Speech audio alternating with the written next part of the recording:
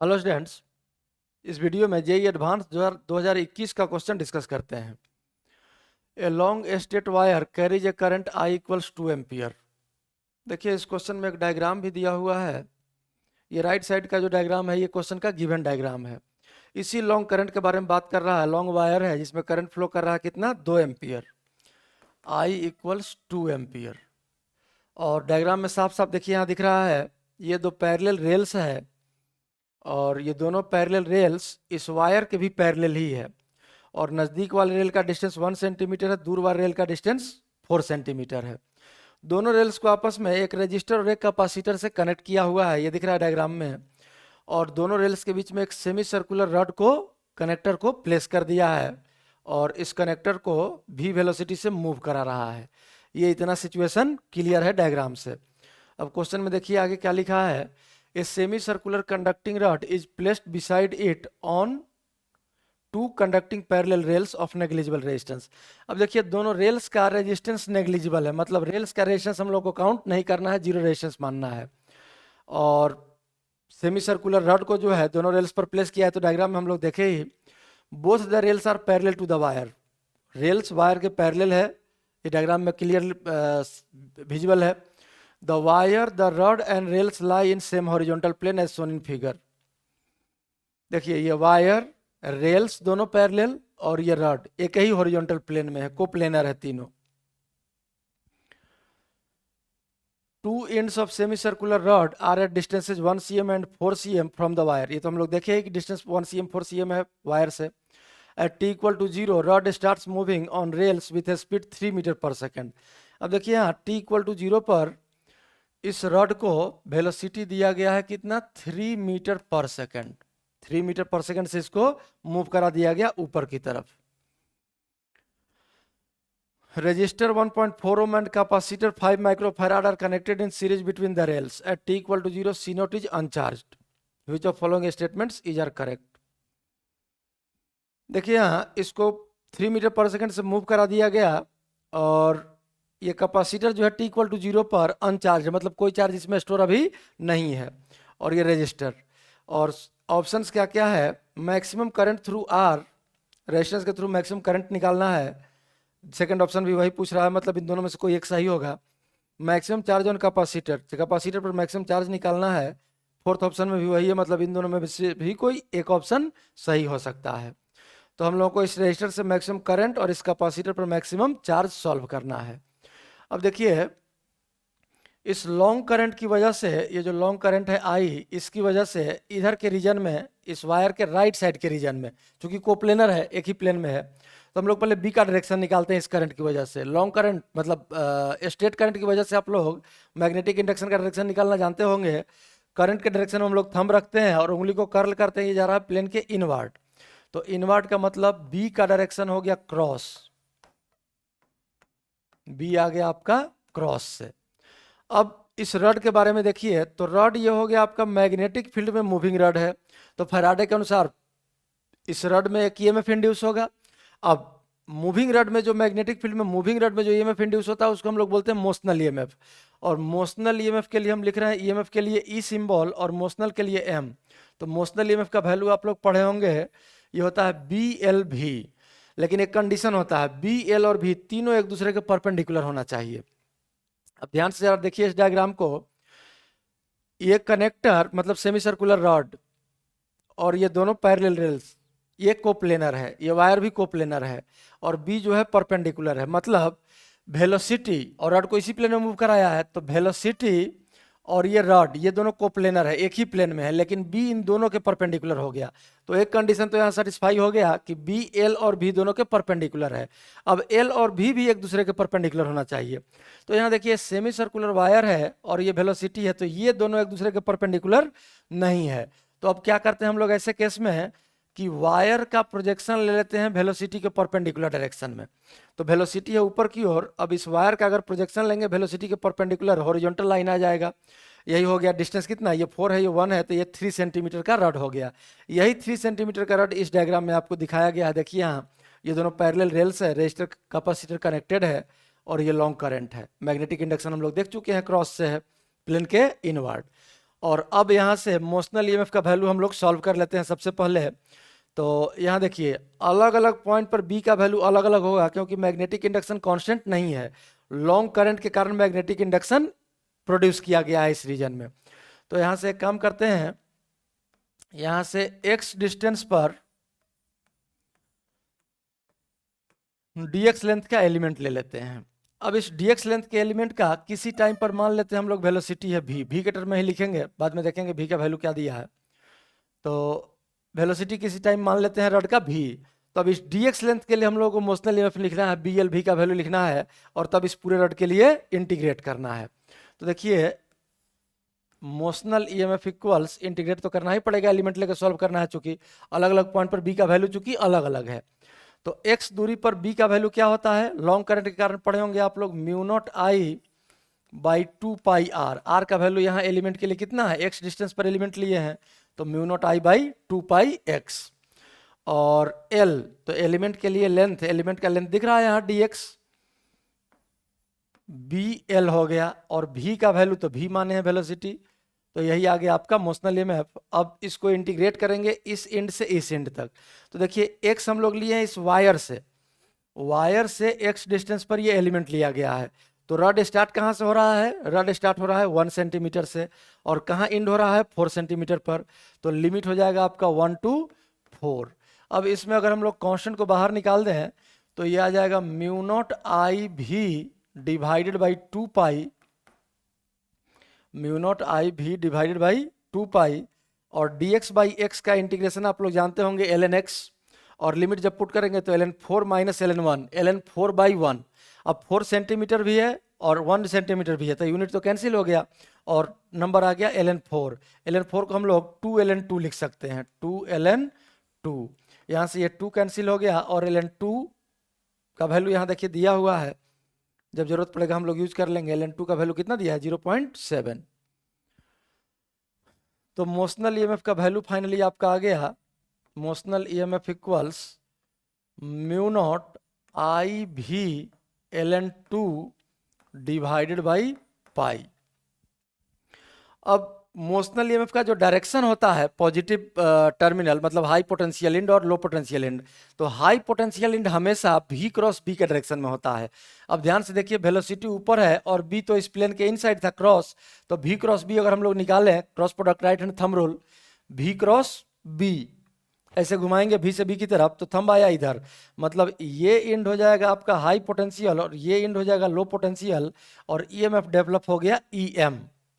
ये motional EMF के लिए रिप्रेजेंट किए थे, तो em। अब इसकी वजह से इस सर्किट में करंट फ्लो करेगा, मान लेते हैं करंट स्मॉल आई, और इसी करंट की वजह से ये कैपेसिटर चार्ज होगा।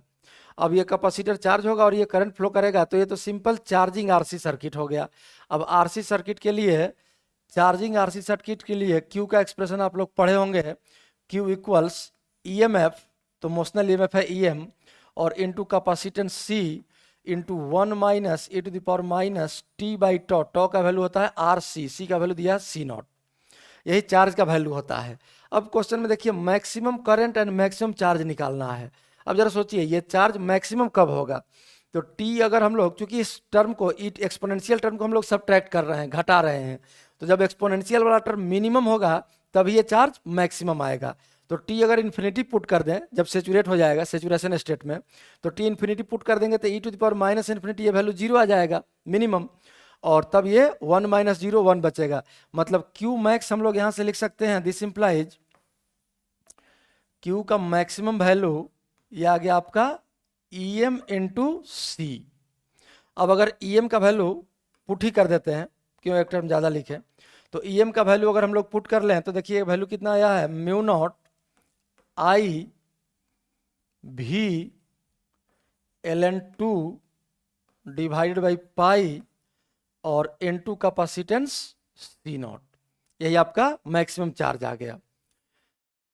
और यहाँ से करंट का भी मैक्सिमम वैल्यू निकालना है, तो करंट I, चूंकि चार्जिंग आरसी सर्किट है, तो I आप लोग जानते हैं चार्जिंग आरसी सर्किट में dq बाई dt हो जाएगा। अब dq बाई dt हम लोगों को सॉल्व करना है, यहाँ से q का एक्सप्रेशन दिख रहा है, dq बाई dt अगर हम लोग सॉल्व करें तो em तो रहेगा ही, सी भी रहेगा कांस्टेंट बाहर, 1 का डिफरेंशिएशन 0 माइनस, और एक्सपोनेंशियल का डिफरेंशिएशन सेम हो जाता है e to the power minus T by R C naught, और जब इस पावर को डिफरेंशिएट करेंगे तो आ जाएगा -1 बाई आर सी नॉट। अब यहाँ से देखिए ये माइनस माइनस प्लस हो गया, और ये सी नॉट, यहाँ भी सी नॉट ही है, ये भी सी नॉट है, जहाँ भी दिया हुआ कैपेसिटेंस सी नॉट लिखा है, तो ये सी नॉट और ये सी नॉट कैंसिल हो गया, माइनस माइनस प्लस हो गया, और इस आई का वैल्यू आ गया आपका कितना, E M motional EMF by resistance R, और E to the power minus T by R C naught. अब इस करंट का मैक्सिमम वैल्यू देखिए कितना होगा, यहाँ से हम लोग करंट का आई का मैक्सिमम वैल्यू लिख लेते हैं आई एम। तो एक्सपोनेंशियल टर्म चूंकि नेगेटिव है तो ये 1 by E to the power आ जाएगा वैल्यू। अब 1 by E to the power ये डिनोमिनेटर में है, डिनोमिनेटर जब मैक्सिमम होगा, डिनोमिनेटर जब मैक्सिमम होगा उसी समय ये करंट, सॉरी उल्टा बोल दिए, डिनोमिनेटर जब मिनिमम होगा तब ये करंट मैक्सिमम होगा। तो t अगर हम लोग 0 पुट कर दें तो e टू द पावर 0 ये वैल्यू आ जाएगा 1, और चूंकि ये डिनोमिनेटर में जा रहा है तो इसका maximum value E M by R ही बचेगा।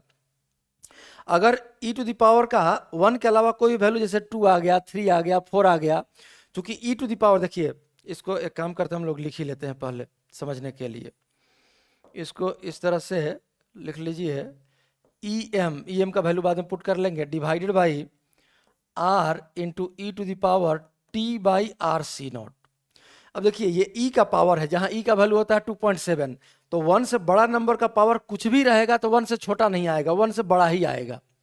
अब जब इस एक्सपोनेंशियल वाले टर्म का वैल्यू मिनिमम होगा तभी ये करंट का वैल्यू मैक्सिमम होगा। यही 3 टर्म है, ई एम बाई आर, ई का पावर। तो एक्सपोनेंशियल टर्म का वैल्यू मिनिमम कितना होगा, टी 0 पुट कर देंगे, वैल्यू आ जाएगा 1, क्योंकि ई का पावर कुछ भी रहे, अगर पॉजिटिव, चूंकि हम लोग यहाँ नेगेटिव था नीचे ले जाकर पॉजिटिव कर लिए हैं, तो ई 1 से बड़ा नंबर का पावर कुछ भी पॉजिटिव अगर हो तो वैल्यू 1 से बड़ा ही आता है। तो पावर अगर कुछ भी आ जाएगा तो ये वैल्यू 1 से बड़ा हो जाएगा। तो E to the power T by R C naught का मिनिमम वैल्यू आएगा 1, किस टाइम पर, टी इक्वल टू 0 पर। तो अब यहाँ से हम लोग करंट का मैक्सिमम वैल्यू लिख सकते हैं, I max equals E M. अब ई एम का वैल्यू तो हम लोग सॉल्व किए थे, देखिए कितना आया था, mu naught I B L N to और डिवाइडेड बाई पाई, और डिवाइड बाई आर हो जाएगा, एक्सपोनेंशियल का वैल्यू आ गया 1, यही मैक्सिमम करंट है। अब देखिए इस क्वेश्चन में मैक्सिमम करंट और मैक्सिमम चार्ज जो पूछा जा रहा है, तो एक तो आपका टाइम का फंक्शन था, टाइम के फंक्शन को हम लोग सॉल्व कर लिए कि मैक्सिमम क्या होगा। साथ में यहाँ एक्सप्रेशन देखिए, क्यू मैक्स में भी है और आई मैक्स में भी है। अब भी के बारे में अगर हम लोग चर्चा करें तो ध्यान से देखिए, जब ये करंट ऐसे फ्लो करेगा तो इस रड में भी करंट इस डायरेक्शन में फ्लो करेगा। अब रड में अब जब करंट इधर फ्लो करेगा तो ये करंट कैरिंग एलिमेंट हो गया मैग्नेटिक फील्ड में, और करंट कैरिंग एलिमेंट पर मैग्नेटिक फोर्स आप लोग पढ़े होंगे, एफ इक्वल्स वेक्टर फॉर्म में I D L, current element I D L और क्रॉस बी, यही होता है। तो I D L, D L का डायरेक्शन होता है करंट डायरेक्शन में, करंट तो यहाँ दिख रहा है कि राइट टू लेफ्ट है, और बी प्लेन के इनवर्ड है, इस लॉन्ग करंट के कारण बी प्लेन के इनवर्ड था।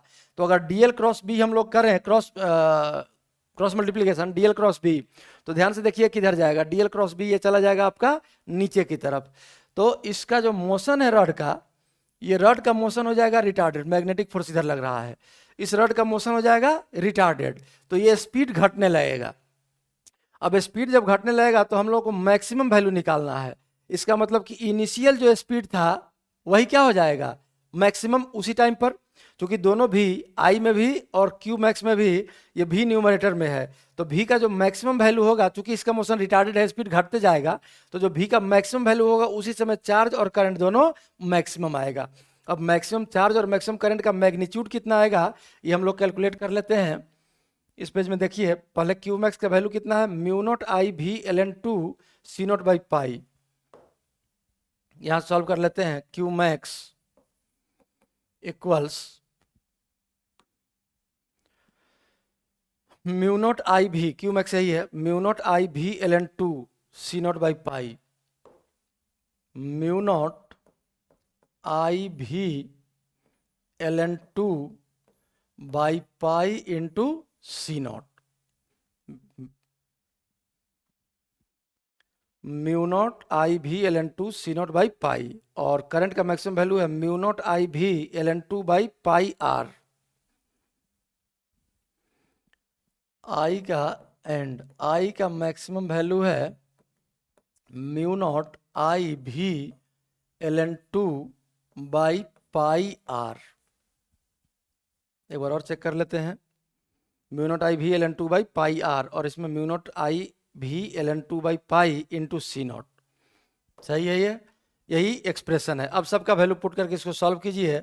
म्यू नॉट का वैल्यू देखिए दिया हुआ है यहाँ 4 pi into 10 to the power minus 7 SI unit में, तो ये हो गया 4 pi into 10 to the power minus 7। Current I का वैल्यू दिया है 2 एम्पियर एसआई यूनिट में ही।